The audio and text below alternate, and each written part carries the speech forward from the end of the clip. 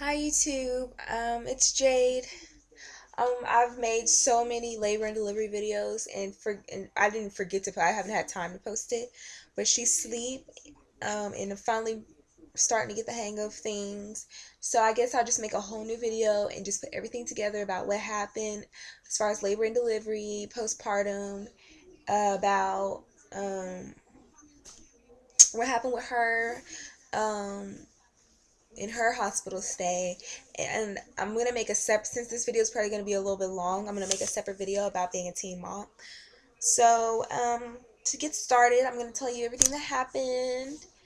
um Hold on, here's, she's asleep right now, but this is this is my princess. She's asleep. She's a little baby, only 5 pounds. But anyway, all right, I know I look a hot mess, but that's just, you just don't have time anymore. All right. So, what happened was Monday, I left at work on my lunch break. Um, I went to the doctor for my weekly appointment, hoping to be back, by at least about 30 minutes after lunch ended. We have an hour lunch, so I was hoping it only took me about an hour and a half. Like it usually doesn't even take me that long, but you know, they start doing more the more you the further along you are, the more they do to you. So, when I got to the hospital, I was checked. She did a cervical check, and she said I went from a 1 to a loose 1 centimeter. Uh, and she said, you want me to get things going?" And I was like, "Okay." So I guess she stripped my membranes, and she showed me, her hand. She was like, "Okay, you're gonna have bloody show, or whatever. It's normal." And I was like, "Okay, whatever." So, I told her that Gabrielle wasn't moving. She wasn't moving like she usually does. She hadn't been doing it for the past 3 days, and it was getting very. Usually, I can I can stop and be like, wonder when the last time she's moved, and then I can recall, oh yeah, she just moved like an hour ago or 5 or 10 minutes ago, but it got to the point where I couldn't even remember the last time she moved. So I told the doctor, and she did the non-stress test, and Gabrielle didn't pass it. So she told me to go to the hospital to labor and delivery, and by that time I was starting to have contractions, but I didn't think it was anything. So I get to the hospital. They hook me up they give me an IV to, get fluids running in me and see if that helps to get the baby moving. And mind you, this is still my lunch. Like, I left work for my lunch break. So I mean, I left at 1, and now it's around 3 o'clock. So I'm already, late, real late.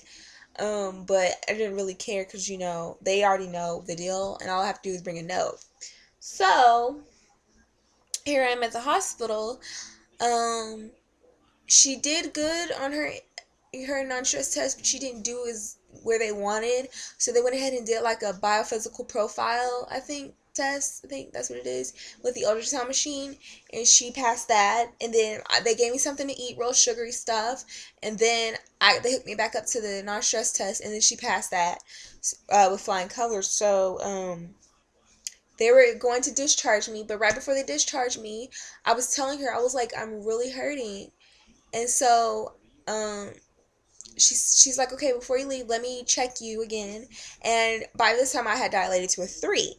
So she was like, "Okay, well, you're progressing, so why don't you walk around the hospital for 2 hours and hold on, okay.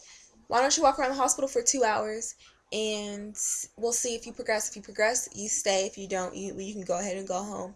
So I walked around for 2 hours, and it didn't progress. So I finished off my IV fluid bag because, of course, I paid for it, insurance, and I went home. So by the time we got home, it was 11 at night. Well, no, by the time we left, it was 11 at night. Um, my contractions were starting to get. When I left the hospital, they were 7. No, they were 9 to 10 minutes apart. By the time I got home, they were getting more and more closer together, but still they were probably about 7 to 8. 7 to 8 minutes apart. So, but they were like menstrual cramps. Like I've had menstrual cramps this bad before. Matter of fact, every time I have my period, that's how it feels. So I don't know how contractions. I didn't know how contractions felt. So I really was just like, oh, it's probably nothing or whatever. So, I ate some spaghetti, and I went to lay down. 3 in the morning, I woke up. I was in so much pain, and it was coming back to back to back.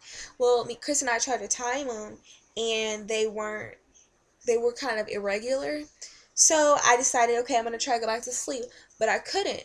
So we went through this for about 3 hours before I finally was like, I have to go to the hospital. It's like they started like by 6 o'clock. They were about four minutes apart, and they were strong, and they were consistent. So I got to the hospital. They checked me, and I was at a 4. So she said, okay, if you progress, and she said she'll give me 40 minutes, and if I progressed, I was gonna stay. If I didn't, they'll send me home. So she gave me 40 minutes. 40 minutes later, she came back. She checked me, and I was at a 6. So of course, I got admitted to the hospital. So they gave me this, I don't remember what it was called. After they did all hook me up and everything and did tests and stuff, they gave me something in my IV. I don't know what it was called, dopamine or something like that. I don't remember. And it made me really drowsy, but I literally slept through my contractions. So I slept for about 6 hours, and when she checked me again, I was only about 6.5. So they went ahead and gave me my epidural at 12 o'clock, and my and Picotin. No, not Picotin, Pitocin. So I got my Pitocin, and wait, let me think. Yeah, no, I got my Pitocin. Yeah, about 12 o'clock, and literally like 30 minutes later, I was like at an 8. Like it was going fast. Like no, it was like an hour later, I was at an 8. And then not even an hour later after that, I was ready to go. So like I think about 2:10, 2:15, around somewhere around there, I was ready to push. Um, my water broke when I got to 8 centimeters, probably around 1 o'clock. No, 12. Around 1 o'clock.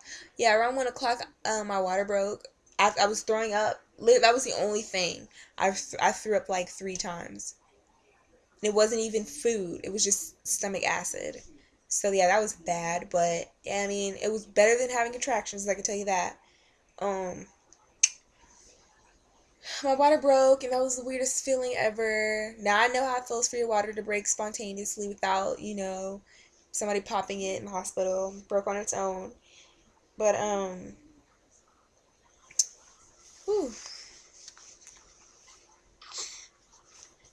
let me see.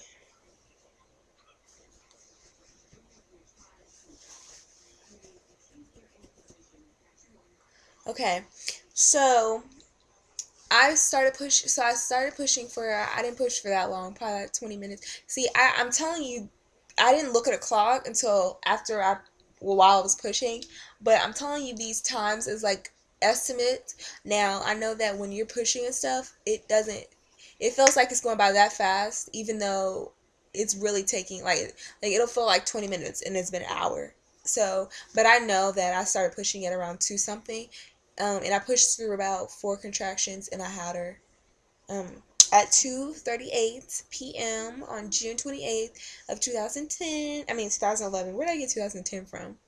That's weird. Anyway, 2011, and she weighed 5 pounds 7.7 ounces, and she was 18 inches long. She's small, but she's proportionate. So they were like, okay, well, she's supposed to be that small because she's short, and so she's proportionate. Her body is just a little bitty body. So yeah, but it was the best thing ever. I cried. I screamed. No, I didn't scream, but I cried. And it was like one of those cries that I could barely get any sound out. I was so like I was so amazed. I was like, like I was whining. It was weird, but she came out.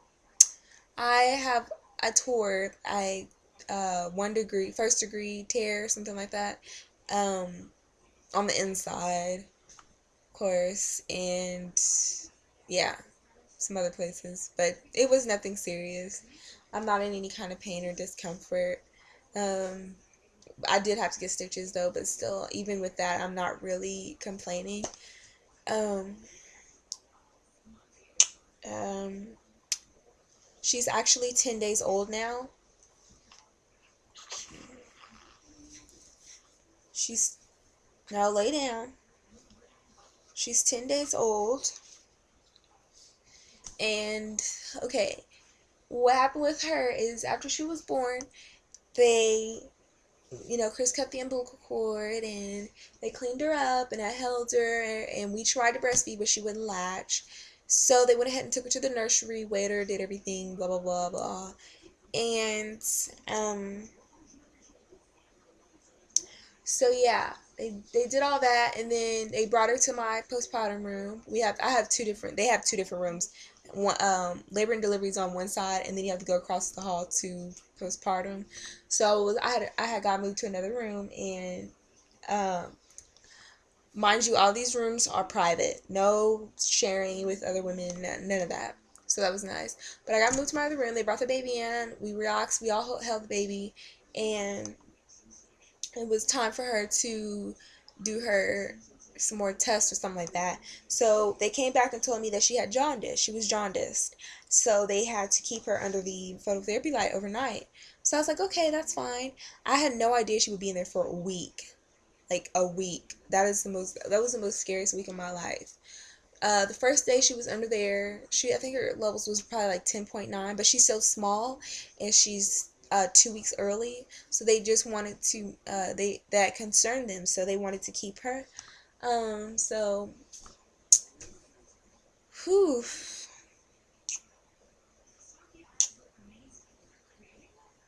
I love her so much. But day 2, they had to put more lights on. She had 4 lights. Originally, it was only the Billy blanket or the Billy pad thing that she laid on, and then they had to put like all these like. I walked in there, she had like 4 or 5 lights on her. So that scared me a little bit, but her levels weren't going down; they were going up. So they had to give her a shot of immunoglobulin, globulin or something like that, and um her blood levels started going down. So they had to do a blood transfusion on her, and that was really scary. Um, my poor baby, her feet are just look cut up. Her hands have bruises on them. Her feet have bruises on them from them trying to put the IV in, and it was the saddest moment of my life. Um, she just now started to progress and stuff. So they sent her home on Tuesday. So that was very exciting for us. She still gets her blood. She just got her blood drawn today, so we're waiting on the results. And if her blood level is still dropping, we have to take her back to the hospital so she can get a blood transfusion. She was jaundiced really bad, really, really bad. But it looks like she's doing well. But we'll see today. We also have to go out of town to go to another hospital to see a blood specialist. So on Monday, so that's just, I mean, it was really bad. So that's what happened with her. She just was jaundiced really bad, and she's anemic. She has anemia. So yeah. If anybody else has experienced this, advice would be awesome. Like, how quickly did it clear up? Is it still there? Did it affect them long term, short term? Like, what's the deal? That would kind of help me because I have no idea what's going to happen, what she's going through. I mean, I do research online and stuff, but it's kind of hard when you feel like no one's situation is the exact same as yours, and you're trying to look for an answer, an exact answer, and you can't really find one online. But I do pray, and I just pray and pray and pray that she'd be okay. She's fine though. Mama knows she's fine. I'm just paranoid. But here's her. She's a little dress on right now. But that's what's with her. Now, I do breastfeed. I had to pump when she was in the hospital. But now I just breastfeed. Well, most of the time. At night, she gets a bottle of breast milk because we're still working on latching on, and she tries to find my nipple, and she's like, tilting her head and opening her mouth, and it's really hard at nighttime to feed her, so I just go ahead and give her a bottle at night. But during the day, this is when we work on our breastfeeding. She gets better and better every single day. I just fed her before I got on here. She's knocked out. Initially, I thought my breast milk was gonna be sour because Chris would taste it. I mean, TMI, I know. Who hasn't though? Come on now, let's be real. But he would taste it and it was sour, the colostrum. But now he says it tastes like melted ice cream. So she likes it. She drinks it. She's cries and for it. It's good. It's good stuff.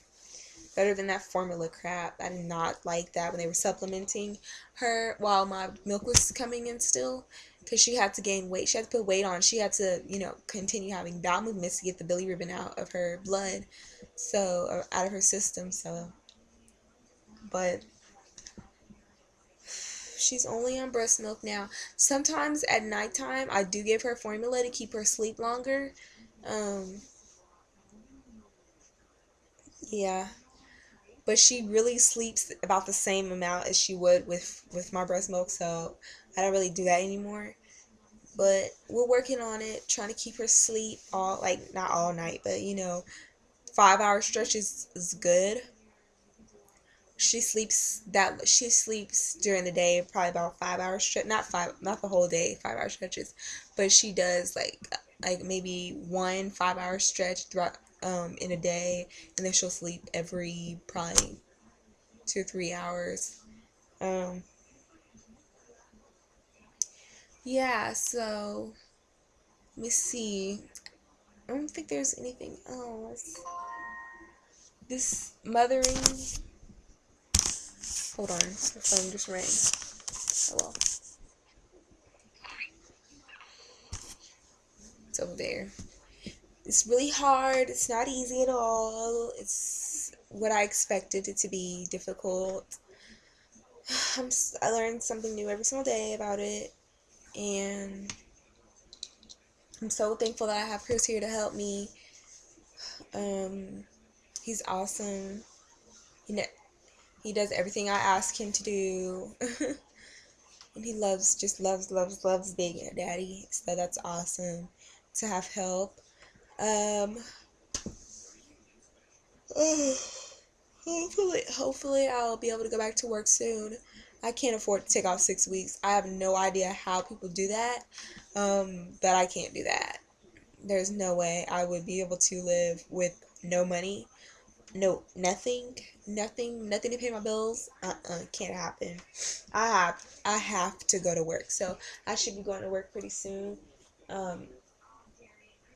We'll see. We'll see what happens, but I don't like being broke.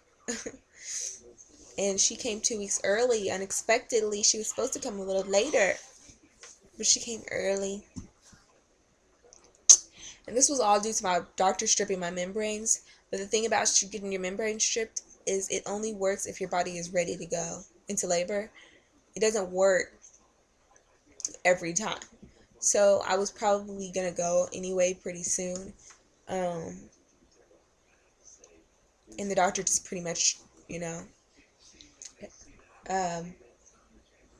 got us started because it only works when you're ready. You have to be ready to, your body has to be ready to go into labor for any kind of induction to really work like it's supposed to. Like when I got the Picotin, it worked within like 2 hours.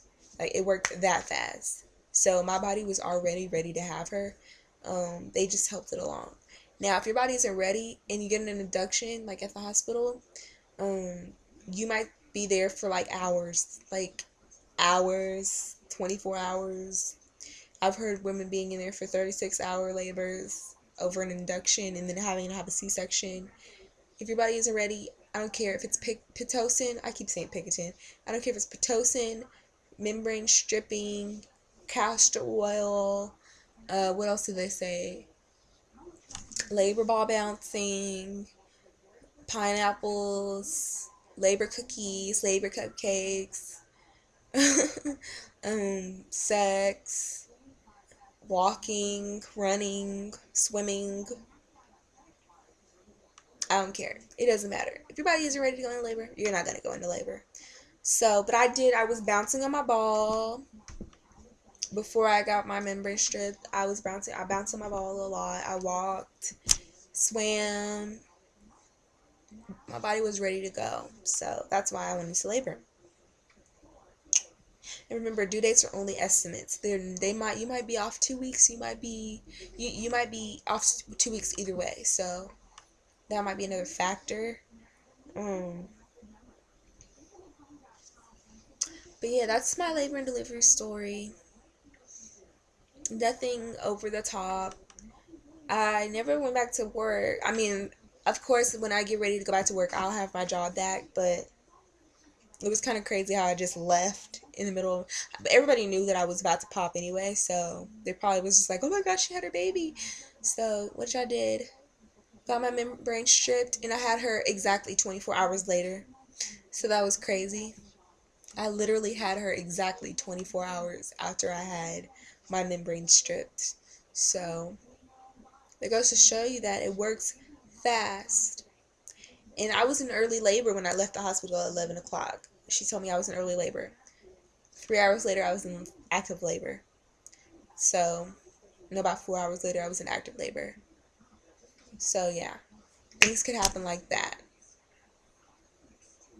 Don't assume just because you're at a 1 because I was at a 1 when I walked in the doctor's office 24 hours later, I had her in my arms.